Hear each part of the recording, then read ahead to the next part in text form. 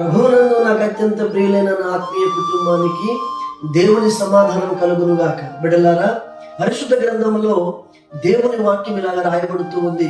యోహాను సువార్త 14వ అధ్యాయం 6వ వచనం, యేసు నేనే మార్గమును సత్యమును జీవమును అని చెబుతూ ఉంటున్నాడు. చూడండి బిడ్డలారా, నేను ఏ మార్గములో వెళ్ళినా యేసు దగ్గర చేరుతాను అనే ఆలోచన క్రైస్తవ జీవితానికి ఉంది.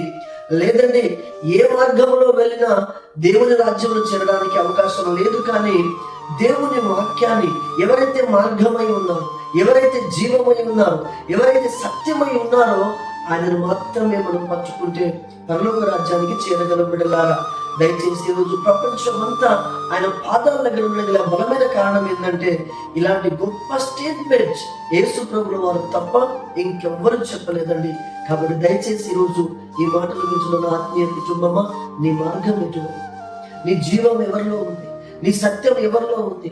నీ సత్యం ఎవరో కాదండి, దేవుని వాక్యమే సత్యం. నువ్వు సత్యములో ఉన్నట్లయితే దేవుడు ఖచ్చితంగా నీ జీవితంలో సర్వసత్యంలో నడిపిస్తాడు.